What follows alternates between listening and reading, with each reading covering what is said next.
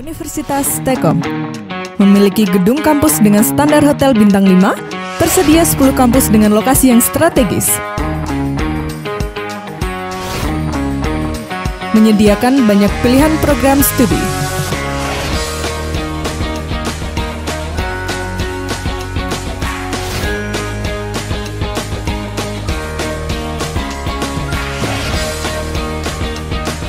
Setiap kelas dilengkapi dengan sarana dan prasarana penunjang pembelajaran yang terbarukan, sehingga proses pembelajaran di Universitas Telkom terjamin kualitasnya.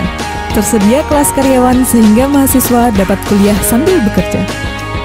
Sistem mengajar dosen yang interaktif dan asik membuat suasana kelas pembelajaran lebih menyenangkan.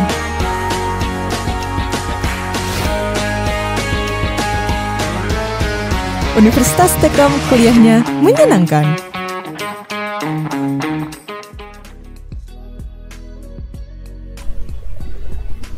Baik, selamat pagi. Assalamualaikum warahmatullahi wabarakatuh, dan salam sejahtera buat kita semua.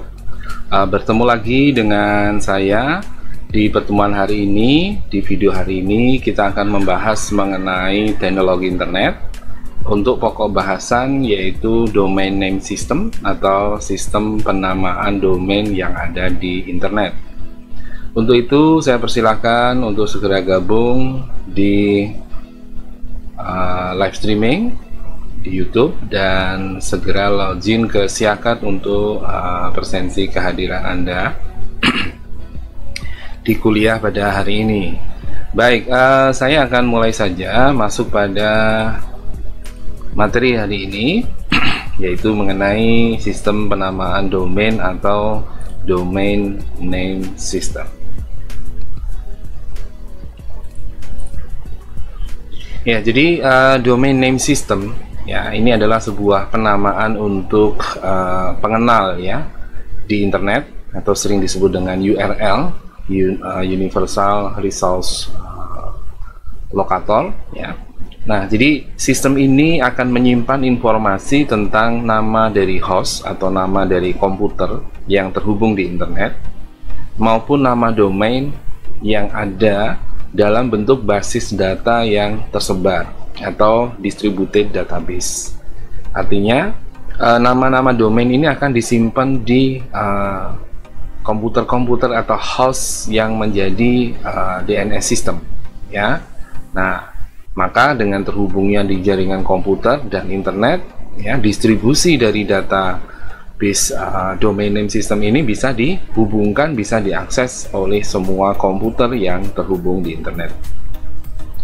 Nah, di dalam domain name system dia menyediakan alamat IP untuk setiap nama host. Nah, alamat IP ini adalah pengenal ya, atau nama dari komputer tersebut, yaitu menggunakan angka ya, urutan angka ya, ada 4 bagian ya, dari mulai 1 sampai 256 itu ya, yang disebut dengan alamat IP atau Internet Protocol. Nah, selain itu DNS juga akan mendata setiap server mail exchange server ya, untuk di setiap domain. Ya, ini gunanya adalah untuk pertukaran mail atau pengiriman pesan elektronik ya. Nah, dengan mesin yang menggunakan protokol TCP/IP atau menggunakan IP address ya, alamat IP yang berupa angka itu digunakan untuk mengidentifikasi setiap mesin yang ada di jaringan internet. Jadi setiap komputer yang terhubung itu pasti memiliki IP address ya, dengan menggunakan protokol TCP ya. Protokol ini yang nanti akan mengatur bagaimana lalu lintas data ya. TCP ini kepanjangan dari Transfer Control Protocol, yaitu protokol yang mengatur transfer data atau lalu lintas data atau traffic data yang ada di setiap komputer yang memiliki internet protokol atau memiliki IP ya. Nah, kenapa sih menggunakan domain name itu ya, padahal sudah ada IP ya. Jadi setiap mesin ini nanti akan ada nomor IP yang dipakai. Nah, setiap nomor IP ini karena angka ya, jadi manusia itu ternyata lebih mudah atau menghafal menggunakan nama untuk mengidentifikasi mesin dibandingkan dengan menghafalkan angka. Jadi terbukti ketika kita berkenalan dengan seseorang, ya, maka akan menyebutkan nama dari orang tersebut, ya. Tapi begitu nanti diberikan nomor telepon atau nomor HP-nya, itu mungkin nanti akan dicatat itu nomor telepon atau nomor HP-nya, karena akan lebih sulit menghafal angka dibandingkan menghafalkan nama, ya, atau karakter atau string. Nah, oleh karena itu IP ini kemudian ditranslasi ke domain name, yaitu menjadi sebuah nama dari domain, layaknya nama orang, ya, nama jalan, seperti itu, ya. Nah, maka di sini perlu sistem yang mengakomodasi dua kebutuhan tadi, yaitu untuk memetakan nama ke dalam alamat IP atau sebaliknya memetakan alamat IP ke dalam nama domain atau suatu nama di dalam identifikasi host atau komputer. Nah, ketika jaringan internet itu belum banyak, yang dimana host yang terhubung itu masih sedikit, ya. Ini di Project ARPA di pertemuan yang lalu, ya. Nah, hanya 4 universitas yang terhubung, ya. Nah, dari 4 universitas ini kan terbatas, artinya dari sekian universitas yang ada pada saat itu di Amerika Serikat, itu hanya 4 universitas. Nah, maka di sini hostnya hanya 4, ya, bisa dibilang seperti itu. Jadi ada 4 host yang jumlahnya belum begitu banyak, maka pemetaan dari nama domainnya dan sebaliknya tadi, ya, pemetaan dari IP ke domain, domain ke IP, gitu ya, itu akan diletakkan di file host di setiap komputer. Jadi ada sebuah file yang ada di komputer disebut dengan file host, ya. Nah, file host ini yang nanti akan mencatat, ya, nama-nama domain dan nomor IP-nya, ya, atau alamat IP-nya, alamat internet protokolnya. Nah, ketika jaringan internet sudah luas, maka tentu pemetaan ini tidak mungkin disimpan di file host, ya. Jadi kalau nanti ada 1000 host atau 1000 komputer, maka akan disimpan di 1000 komputer tersebut. Nah, ini tidak mungkin, ya. Oleh karena itu, ketika terjadi perkembangan dari host yang ada di internet, yang terhubung ke internet, ya, maka di sini menggunakan sistem, ya, yang bisa mengatur DNS tersebut, ya. Maka diperlukan yang disebut dengan server DNS, ya. Jadi komputer khusus, komputer yang memberikan layanan untuk domain name system, ya. Nah, ini tugasnya adalah menangani pemetaan dari nomor menjadi alamat domain dan sebaliknya, ya, pemetaan dari alamat domain ke nomor IP, ya. Nah, jadi sistem yang digunakan disebut domain name system. Kemudian komputer atau host, ya, atau server yang memberikan layanan disebut dengan server DNS. Nah, di dalam DNS ini akan menyediakan layanan yang penting, ya, untuk internet, karena perangkat keras komputer dan jaringan akan bekerja menggunakan alamat IP tadi untuk mengerjakan tugas-tugas dari host tersebut, ya, yaitu kaitannya dengan DNS, yaitu pengalamatan host dan penjaluran atau routing. Jadi ketika komputer mengunjungi alamat domain tertentu, ya, atau alamat URL tertentu, begitu. Nah, maka di sini ada mekanisme penjaluran atau mekanisme routing. Akan melewati berapa host, akan melewati berapa DNS server, ya. Jadi di sini nanti proses routing itu akan menghantarkan paket yang dikirim dari komputer host yang membutuhkan akses ke nama domain tertentu, gitu ya, yang ada di server tertentu. Nah, maka di sini perlu adanya routing, ya, untuk menjalurkan atau mengirimkan paket sebaiknya lewat mana, ya, paket ini untuk bisa menuju ke alamat host tersebut atau ke komputer yang akan diakses nama domainnya, ya. Nah, manusia pada umumnya ini lebih memilih untuk menggunakan nama host dan nama domain untuk memudahkan kita menghafal, ya, ini domainnya domain siapa. Karena kalau menggunakan alamat IP tadi, ya, menggunakan angka, itu akan lebih sulit. Nah, maka dengan adanya domain name system ini, kita cukup mengetikkan alamat hostnya saja, ya, atau alamat domainnya saja. ya, misalnya di IP 74.125.200.103. Ya, ini adalah alamat IP, alamat internet protokol. Nah, alamat internet protokol ini akan sulit kita hafalkan gitu. Ya. Nah, ketika nanti alamat ini ditranslasi oleh domain name system, ya, sistem yang memberikan nama untuk domain itu menjadi misalnya www.google.com, ya, www.google.com. Itu akan lebih mudah kita ingat ya, karena dengan nama Google itu akan mudah untuk selalu kita ingat. Nah, dengan kita mengetikkan google.com saja, otomatis nanti kita bisa membuka domainnya dari Google tanpa harus menghafalkan nomor IP 74.125.200.103. Ya. Nah, ini nama domain ini pun juga sekarang sudah ya bisa dibilang dengan adanya search engine ya, itu sangat membantu untuk menemukan nama domain ini. Tidak hanya nama domain, juga bisa mencari informasi ya atau keyword tertentu yang ada di internet, sehingga nanti nama domain ini akan mengikuti karena informasi atau keyword yang dicari di internet tadi itu berada di dalam sebuah domain. Jadi yang dicari konten yang ada di dalam sebuah nama dari domain ya. Nah, untuk bisa mengetahui misalnya alamat IP ya dari sebuah domain name system, tadi misalnya IP-nya 74.125.200.103. Ini adalah IP dari google.com. Nah, kita sudah menghafal nama domainnya yaitu www.google.com. Kemudian kita ingin mengetahui alamat IP dari google.com ini berapa.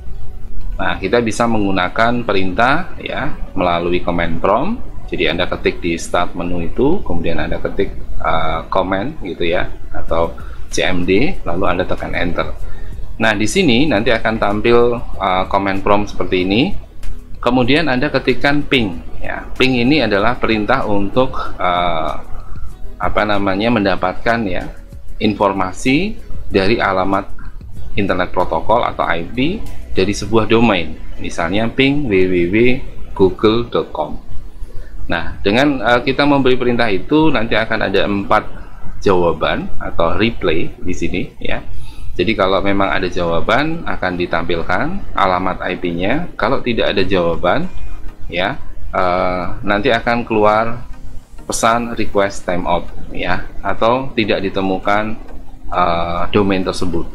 Ya, jadi ada 2 kemungkinan, tidak ditemukan domain atau alamat IP-nya yang salah, ya, atau request timeout, ya, artinya alamat IP-nya benar, tetapi permintaan kita untuk mendapatkan informasi nomor IP-nya itu time out ya, waktunya habis. Nah, maka ada informasi dari hasil perintah ini yaitu pinging, yaitu mengirim paket ke sana untuk acknowledgement, ping www.google.com. Nah, nanti di belakang dari nama google.com akan menampilkan alamat IP-nya yaitu 74.125.200.103 ya, dengan mengirimkan paket data sebesar 32 byte ya. Jadi ini tidak terlalu besar ya, kecil sekali. Nah, paket data ini apakah akan dijawab oleh mesin server ya google.com tadi ya. Ketika ini dijawab ya, maka yang akan ditampilkan adalah alamat IP-nya. Nah, jadi alamat IP-nya akan memberi pesan reply from ya, ada jawaban dari 74.125.200.103. Nah, ada jawaban dari IP ini. Nah, IP ini tadi mewakili google.com. Nah, ini yang disebut dengan fungsi kerja dari DNS itu ya. Jadi translasi dari nomor IP ke nama domain atau sebaliknya dari nama domain ke IP. Nah, kemudian bytes yang di belakang itu adalah 32, itu paket yang dikirim ya. Kita juga bisa ngirim lebih besar lagi paketnya. Kemudian waktu yang dibutuhkan untuk bisa sampai ke sana ya.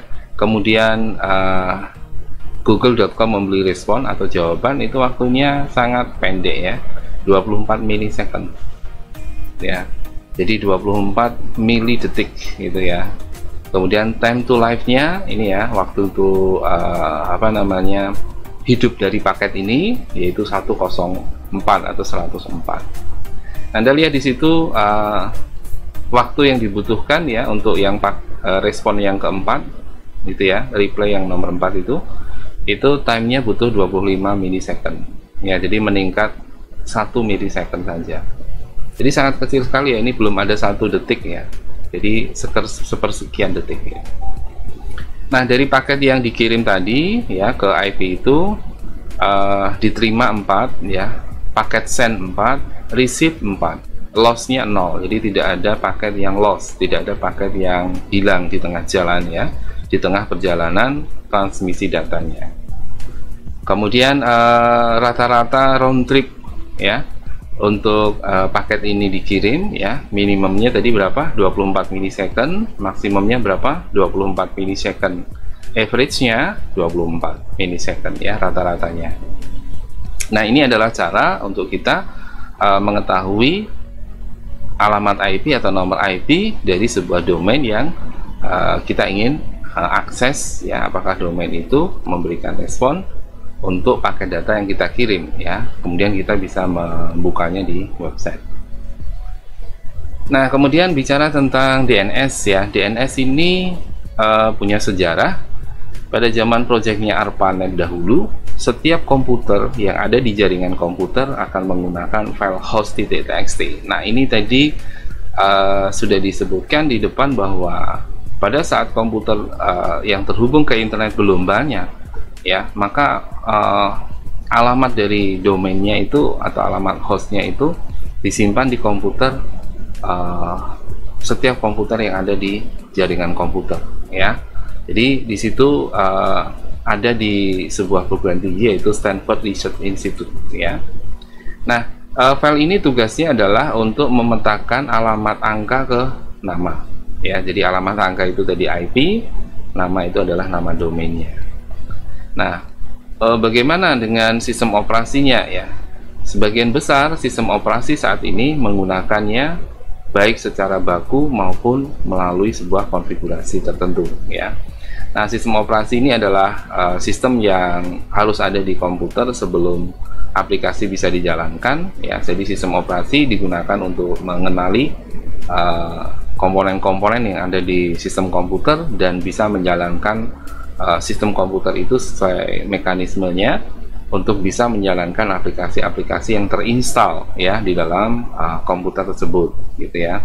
Nah, di dalam sistem operasi ini ada Windows, ada Linux, ada Unix ya, ada FreeBSD ya, macam banyak sekali ya, termasuk yang Mac OS ya. Nah, ini caranya bisa secara otomatis ya, atau harus dikonfigurasi ya. Jadi di sini ketika diinstal misalnya di Windows, layanan DNS atau services untuk DNS, otomatis fungsi dari domain name system itu akan digunakan di dalam sistem operasi Windows, termasuk juga Linux, dan di beberapa Linux ada pengaturan-pengaturan khusus untuk DNS. Di Windows pun juga bisa dipakai untuk mengatur ya DNS ini ya, sesuai dengan alamat IP dan nama dari domain name yang ada di file hostnya gitu ya. Nah, dengan cara membaca file host ini ya, digunakan untuk apa? Untuk menyamakan nama host menjadi sebuah alamat IP sebelum nanti pencarian dari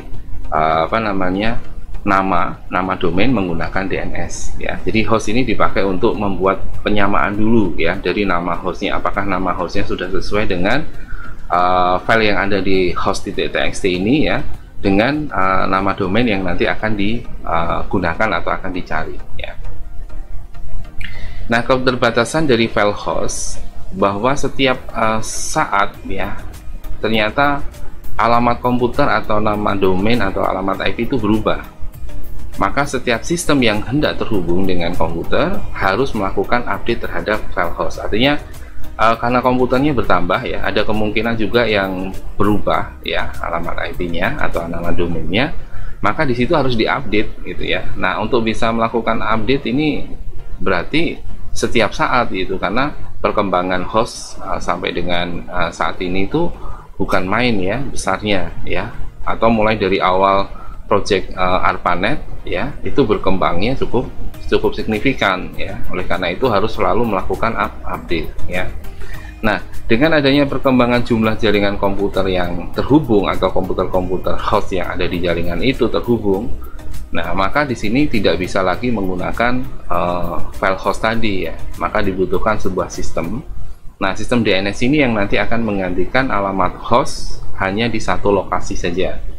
Ya, jadi ada komputer khusus tadi yaitu DNS server ya, atau DNS server yang nanti akan menyimpan lokasi ya, alamat IP-nya dan nama dari domain untuk host tersebut ya, sehingga nanti sistem DNS ini yang nanti akan mempelajari perubahan secara dinamis ya. Jadi kalau ada update, ada penambahan host baru ya, otomatis nanti sistem DNS-nya akan mencatat ya, atau mengupdate komputer baru yang terhubung ke jaringan internet itu ya. Jadi tidak lagi ke file dicatat ya secara manual, dikonfigurasi secara manual gitu ya, tetapi ada komputer khusus ya, yaitu server DNS yang nanti akan bekerja untuk bagaimana supaya ketika ada penambahan host baru ya, dia akan melakukan update ya, informasi mengenai komputer-komputer yang terhubung ya, komputer-komputer baru yang terhubung.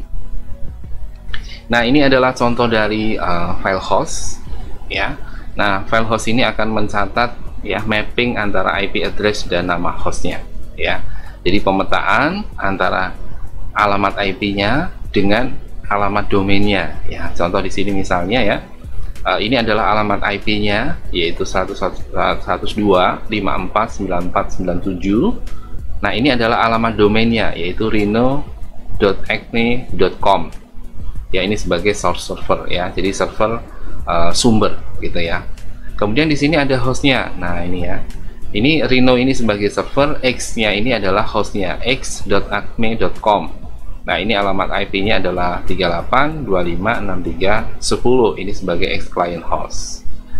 Nah, untuk komputer lokal kita ya, itu sebenarnya punya alamat IP ya, namanya adalah localhost ya, yaitu 127, IP-nya ya 127.0.0.1 ya. Ini sebagai loopback ya. Jadi untuk menghandle komputer lokal atau localhost ya, untuk bisa menjalankan fungsi DNS ya. Jadi komputer kita nih kalau kita cek ya dengan ping ke localhost atau ping ke 127.0.0.1, nanti akan diberikan respon ya oleh komputer kita sendiri. Jadi kita bisa ngecek komputer sendiri apakah sudah ada layanan DNS-nya, atau kita juga bisa mengecek ya tadi ya, memping komputer lain yang ada di internet yang terhubung ya. Nah, kemudian sistem DNS ini ada 3 komponen ya, yaitu DNS resolver, kemudian rekursor DNS server, dan autoritatif DNS server ya. Nah, jadi DNS ini ada 3 bagian. DNS yang pertama adalah DNS resolver ya, ini sebuah program klien yang berjalan di komputer pengguna yang membuat permintaan DNS dari program aplikasi ya. Jadi ini adalah sebuah sistem DNS ya dari komputer yang ada yang kita gunakan gitu ya, dan dia bisa membuat suatu request ya atau permintaan DNS dari program aplikasi. Jadi kalau kita mau pakai aplikasi apa, misalnya browser ya, atau kita pakai Chrome misalnya ya, atau Opera gitu ya. Nah, di situ ada DNS resolver ya. Jadi DNS resolver ini tugasnya adalah membuat request atau permintaan ke aplikasi yang nanti akan digunakan untuk connect ke internet atau terhubung dengan internet. Kemudian yang kedua adalah rekursor DNS server ya. Rekursor DNS server ini dia yang nanti akan melakukan pencarian melalui DNS untuk memberikan respon atau sebagai tanggapan dari permintaan dari DNS server ya, dari DNS resolver, dan dia akan mengembalikan jawaban kepada setiap resolver tersebut ya. Jadi DNS resolver request ke rekursor DNS server, kemudian dia akan memberikan jawaban ya, akan memberikan respon ya. Nah, kemudian yang ketiga adalah autoritatif DNS server. Jadi autoritatif DNS server ini dia memberikan jawaban terhadap permintaan dari DNS rekursor ya, atau rekursor DNS. Nah, jadi di sini bentuknya adalah replay ya, atau jawaban, maupun juga bisa dalam bentuk delegasi ya. Jadi autoritatif ini memberi delegasi kepada rekursor DNS server untuk meroutingkan ya ke alamat di mana akan dituju oleh komputer pengguna tersebut ya. Jadi ini bertahap ya, dari DNS resolver ke rekursor DNS server, kemudian ke autoritatif DNS server. Nah, autoritatif DNS server ini ada dua kemungkinan untuk memberikan jawaban langsung dari DNS server rekursor ya, atau dia hanya memberikan delegasi ya, untuk memberikan bagaimana paket data itu dikirimkan ya. Nah, bagaimana cara autoritatif DNS server ini memberikan delegasi, yaitu dengan cara mereferensikan ke autoritatif DNS server yang lain ya. Jadi bisa juga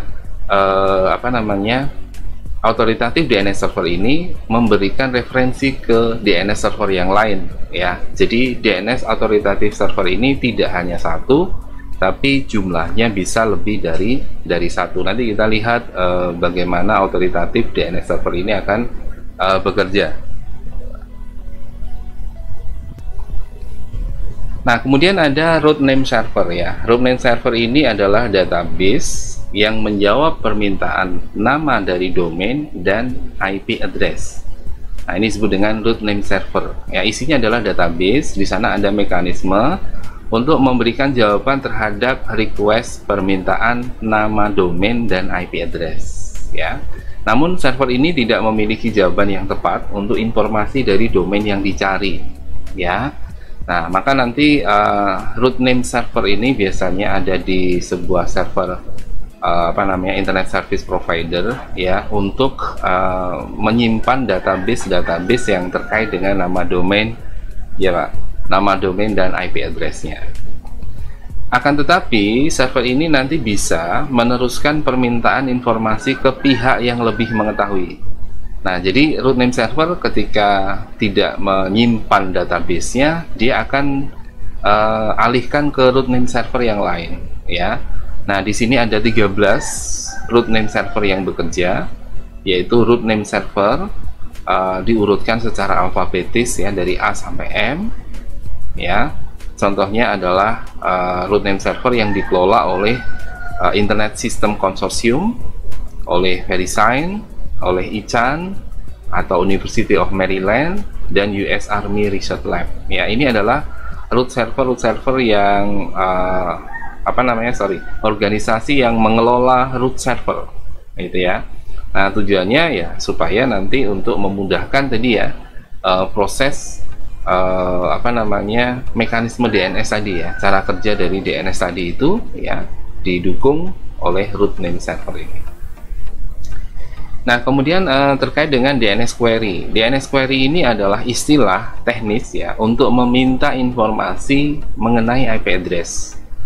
Ya, jadi ketika kita mengetikkan nama domain itu sebenarnya DNS query melakukan ini ya, translasi ya, meminta ya informasi mengenai IP dari domain yang kita ketik tadi.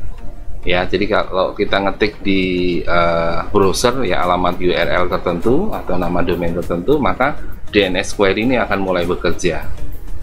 Nah, kemudian DNS server akan mencari informasi yang ada di file host. Ya, dia akan lihat di file host. Ternyata jika informasi yang ada di host tidak ditemukan, maka server akan berusaha mencari informasi atau rekaman informasi yang pernah tercatat di sistem. Ya, jadi ketika komputer itu sudah pernah mengunjungi alamat URL yang sudah pernah dikunjungi sebelumnya, sekarang mau dikunjungi lagi, kemudian dilihat di file hostnya tidak ada, maka akan dilihat di cache ya. Nah, di tahapan awal dari DNS query ini ada 3 jenis ya DNS query, yaitu recursive query, iterative query, dan non-recursive query. Nah, untuk yang recursive query, pertama user akan ngetikkan nama hostnya, nama alamat domain di URL-nya ya. Kemudian DNS resolver ini akan memberikan jawaban. Ada dua kemungkinan jawaban dari recursive query ini. Yang pertama, DNS akan menyediakan informasi yang sesuai, ya, informasi yang diminta itu ya oleh user atau pengguna setelah dia mencari di root server atau dia mencari di authoritative name server, ya. Jadi recursive query ini akan secara berulang gitu ya, untuk mencari apakah ada di root server atau ada di authoritative name server, itu yang tadi ya, server-server yang menangani DNS tadi. Yang kedua, browser akan menampilkan pesan error karena informasi tidak bisa ditemukan. Ya, ini ketika diulang-ulang untuk mencari dari nama domain tersebut gitu ya, atau nama host tersebut ternyata tidak ditemukan, ya recursive query ini yang nanti akan bertugas untuk melakukan query terhadap nama domain yang tadi diminta oleh user. Nah, itu untuk yang recursive. Kemudian iterative query. Nah, iterative query ini pertama user ngetikkan di hostname, kemudian DNS resolver, tugasnya dari DNS resolver tadi akan mencari di case yang relevan yang ada di memori. Jika ternyata tidak berhasil, maka DNS resolver akan mencari informasi di root server dan akan mencari di authoritative name server yang paling dekat dan relevan dengan DNS zone. Nah, itu bedanya ya antara recursive query dan iterative query. Kemudian yang ketiga, non-recursive query. Nah, non-recursive query ini dia adalah suatu proses ya untuk mencari informasi yang paling cepat. Nah, tipe ini biasanya tidak memerlukan pencarian di root server atau dia tidak mencari juga di authoritative name server karena data yang dicari tersimpan di cache. Nah, ini disebut dengan non-recursive query. Jadi kalau di cache sudah ketemu tadi di recursive query gitu ya. Nah, maka ketika ada di cache ya langsung saja ditampilkan ya hasil pencarian dari DNS yang diminta oleh user tadi, langsung ditampilkan di browser gitu ya. Tapi kalau tidak ketemu di non-recursive query ini, maka yang akan bekerja adalah iterative query. Nah, kalau iterative query tidak ketemu, ya dia akan melakukan recursive query. Nah, ini adalah cara kerja dari DNS ya. Ada 9 langkah ini kira-kira ya. Ini domain name system bekerja. Yang pertama ini adalah komputer user. Komputer user langkah pertama dia akan mengunjungi DNS server ya, klien DNS servernya komputer ini ya, atau yang komputer yang terhubung ya. Kemudian apa yang dicari, misalnya ternyata tidak ketemu ya, dia akan mencari di DNS root name server gitu ya. Nah, kemudian setelah itu dia akan kembalikan ke klien DNS server. Karena tidak ketemu, maka dia akan cari di DNS TLD name server sesuai dengan TLD-nya ya, top level domainnya ya, diarah-arahkan gitu ya. Kemudian dari DNS TLD name server dia akan kirimkan ke klien DNS server ya. Setelah itu informasinya dikirim lagi ke DNS authoritative name server yang punya otoritasi untuk memberikan akses ke komputer host yang dituju ya. Maka DNS authoritative server akan memberikan informasi atau responnya ke klien DNS server. Nah, baru dari klien DNS server ini akan memberikan info ke user atau pengguna. Nah, maka setelah itu akan disimpan di cache ya, di langkah 9. Nah, maka komputer ini sudah menyimpan cache ya untuk alamat domain yang sudah pernah dicari ya. Jadi ketika nanti alamat domain yang sudah pernah dicari itu sudah disimpan di cache ya, maka nanti yang akan bekerja ini yang non-recursive query. Jadi ketika sudah ketemu, sudah pernah di kunjungi ya domain tersebut, tidak perlu melakukan 9 langkah ini ya, maka bisa langsung menuju ke alamat domain yang dituju ya. Nah, jadi menuju ke alamat domain di mana dia sudah mendapatkan informasi mengenai alamat web atau alamat domain yang diakses tadi ya. Nah, untuk langkah-langkahnya ya, bagaimana ketika kita mengunjungi sebuah URL tadi itu ya, yang kaitannya sama tadi domain name server ya, atau DNS server ini ya. Nah, yang pertama adalah ketika kita mengunjungi atau membuka URL misalnya adalah abc.com gitu ya. Nah, ABC itu ada di sini ya. Tapi kita tidak bisa langsung menuju ke abc.com ya. Yang pertama dilakukan dari komputer kita ya, ketika ke abc.com ya, maka dia akan melihat dulu ya, atau request dulu ke DNS server ya. Jadi nanti DNS server akan menyimpan ya case ya untuk permintaan berikutnya dari klien atau komputer yang merequest. Nah, kemudian dari DNS server ini ya, kemudian dia akan mengirim ke DNS server yang lain ya, ketika alamat yang diminta atau domain yang diminta itu tidak ditemukan ya, ternyata ditemukan di DNS server yang lain ya. Nah, dia bilang www.abc.com ada di case atau di databaseku gitu ya.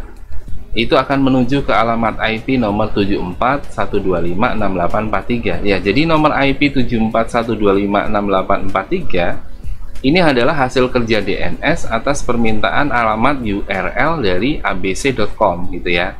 Nah, inilah fungsi dari DNS tadi ya. Jadi akan mentranslasikan alamat domain, yaitu yang berupa huruf atau kata gitu ya, abc.com gitu ya. Nah, nanti akan dirubah ke internet protokol ya, dia akan dirubah menjadi alamat IP ya. Nah, ini ternyata ditemukan di DNS server yang kedua, bukan di DNS server yang pertama ya. Maka DNS server ini akan mengcase DNS server yang kedua di sini sudah menyimpan case yang dulu pernah dikunjungi ya alamat itu, dan dia berada di IP nomor ini.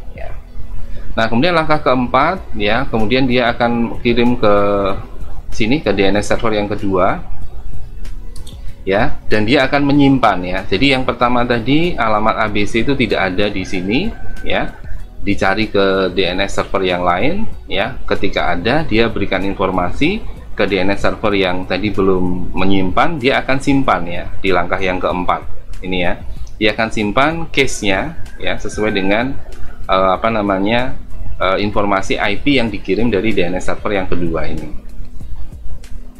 Oke, kemudian setelah itu dia akan berikan ke komputer yang tadi meminta ya di langkah kelima ya, yaitu terima kasih atas arahannya, sekarang saya sudah terhubung ke abc.com ya. Otomatis dia akan nanti menuju ke alamat www.abc.com. Ini alamat IP-nya ya. Jadi akan digunakan nomor IP dari abc.com ini ya, karena yang dikenali adalah alamat IP ya, jadi bukan nama abc.com-nya. Nah, jadi fungsi DNS-nya itu supaya alamat IP itu nama domainnya apa gitu. Nah, maka di sini langsung bisa mengunjungi. Oke, itu bagaimana proses kita mengunjungi alamat dari sebuah domain name ya, menggunakan mekanisme DNS ya, atau domain name system. Nah, ini adalah cara kerja DNS ya, tadi sudah kita jelaskan. Nah, untuk kaitannya sama struktur hierarki dari sebuah domain ya, jadi domain itu ada hierarkinya ya, ada susunannya. Nah, jadi domain itu ada domain root ya, di sini ini adalah root domain ya. Nah, root domain itu terdiri dari military ya, ini untuk militer, edu untuk education atau edukasi ya, itu pendidikan, kemudian gov untuk governor atau pemerintahan, kemudian com ini untuk komersil. Nah, untuk militer ada Pentagon, ada DARPA, mungkin ada alamat-alamat yang lain ya, misalnya Mil ID yaitu untuk militer yang ada di Indonesia.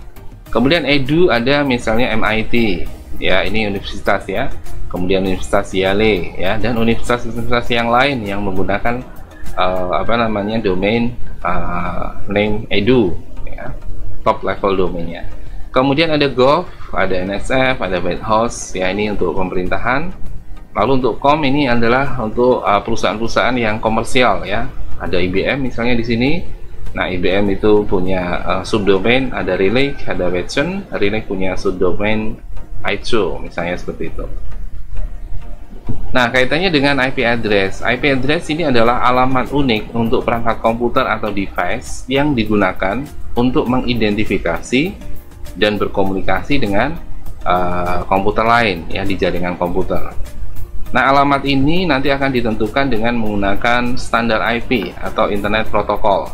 Ya, sederhananya IP ini adalah alamat komputer yang ada di internet ya. Jadi alamat komputer yang kita gunakan yang ada di internet. Nah, maka IP ini atau IP address ini adalah sifatnya unik ya untuk setiap perangkat, karena setiap komputer tuh harus diidentifikasi dengan nama yang unik ya, atau IP yang unik. Kalau domain juga sama ya, domain yang unik. Nah, IP address ini sifatnya public ya. Nah, kalau yang public ini ditentukan dan dikelola oleh IANA, Internet Assigned Number Authority ya. Jadi nanti ada internet protokol lokal atau nomor IP lokal ya, itu tidak perlu didaftarkan di IANA. Tapi kalau internet protokol yang sifatnya publik atau IP address-nya publik, maka harus dikelola oleh lembaga yang bernama IANA, yaitu Internet Assigned Number Authority ya. Jadi harus ada otoritas alamat IP dari internet yang IP internet yang digunakan. Nah, di IANA ini akan mengalokasikan blok-blok IP address untuk setiap 4 pendaftar internet regional ya.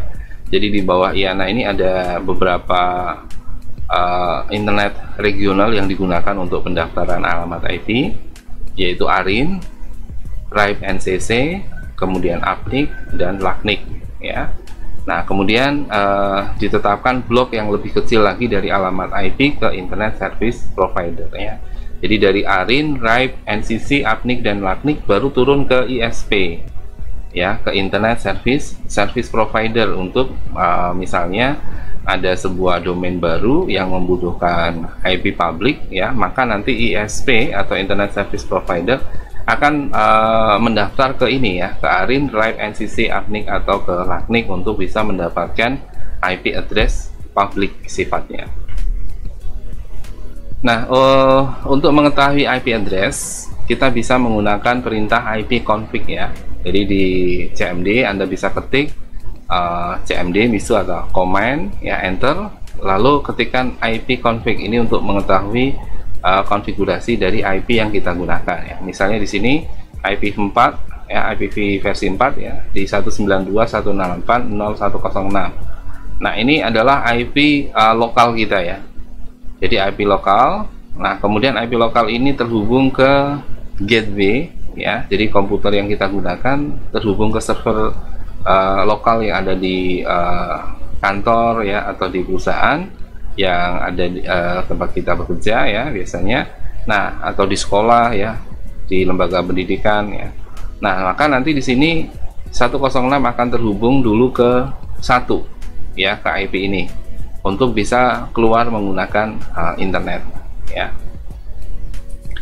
Oke, kemudian ada root dan top level domain. Ini kaitannya sama penamaan domainnya ya. Nah, root level domain ini bagian yang paling tinggi ya dari hierarki domain name system. Jadi sistem yang memberikan nama domain biasanya ditulis dengan tanda titik di bagian paling belakang dari URL. Kemudian ada top level domain. Top level domain ini adalah ekstensi atau perluasan ya, yang berada di bagian depan dari root level domain. Nah, ada dua macam jenis top level domain ya. Jadi ini domain yang paling atas itu ya, domain yang paling tinggi yang biasanya digunakan ya. Yang pertama adalah generic top level domain atau disebut dengan GTLD ya. Yang kedua adalah country code top level domain ya. Nah, kalau country code ini berarti nanti sisi TLD ya, sisi LTD ini akan mengikuti nama dari negaranya ya. Jadi akan disingkat gitu. Misalnya kalau JP itu Jepang ya. Kemudian kalau Indonesia itu pakainya ID gitu ya. Kemudian kalau Singapura misalnya SG ya. Kemudian kalau Inggris misalnya nanti ada nama lagi sendiri ya, HU ya, United Kingdom, sorry UK ya, United Kingdom. Nah, ini untuk yang disebut dengan country code top level domain. Nah, untuk yang generic top level domain itu adalah com, kemudian ada net, ya, kemudian ada biz, ya, kemudian ada macam-macam, ya, cukup banyak sekali sekarang, ada name, ya, gitu ya, kemudian ada info, gitu ya, kemudian ada org, gitu ya. Nah, untuk GTTLD ini biasanya akan menjelaskan institusi dari pemilik web, ya, dimana website untuk tujuan komersil itu biasanya menggunakan ekstensi com atau komersil, ya. Jadi ini termasuk yang top level domain, ya. Kemudian edu ini untuk edukasi atau pendidikan tadi, ya. Lalu gov ini adalah untuk lembaga pemerintahan. Ini govnya dalam bahasa Inggris yaitu governor, ya. Nah, untuk yang country code atau CCTLD ini ekstensi yang digunakan untuk menjelaskan negara, ya, dari pemilik situs, ya. Misalnya kalau akhiran ID itu berarti dari negara Indonesia, kalau akhirannya AU itu berarti dari Australia, kalau dari Inggris adalah UK, ya, atau United Kingdom yang tadi sudah kita sebutkan. Nah, ini yang kita pelajari, ya, hari ini, yaitu mengenai domain name system, ya, bagaimana sistem domain ini bekerja untuk mengatur, ya, penamaan dari domain atau URL yang karena ada alamat IP, ya, dimana seseorang itu akan kesulitan untuk menghafalkan alamat IP, ya, maka akan lebih mudah menggunakan domain name. Maka DNS ini diciptakan, ya, atau dibuat untuk melakukan translasi antara nama domain ke alamat IP ketika seseorang mengakses di internet mencari informasi tentang domain itu, tidak perlu menghafalkan alamat IP-nya, nanti DNS server yang akan mencari domain tersebut. Nah, atau sebaliknya, kalau kita menggunakan IP, alamat domainnya apa, kita bisa ketahui dari alamat IP tersebut. Ya, demikian yang bisa saya sampaikan untuk hari ini. Ya, semoga bermanfaat materi hari ini. Jika Anda merasa materi ini bermanfaat, silahkan Anda like video hari ini. Dan jangan lupa subscribe untuk yang belum subscribe. Dan tekan tombol loncengnya untuk mendapatkan notifikasi jika ada kuliah teknologi internet.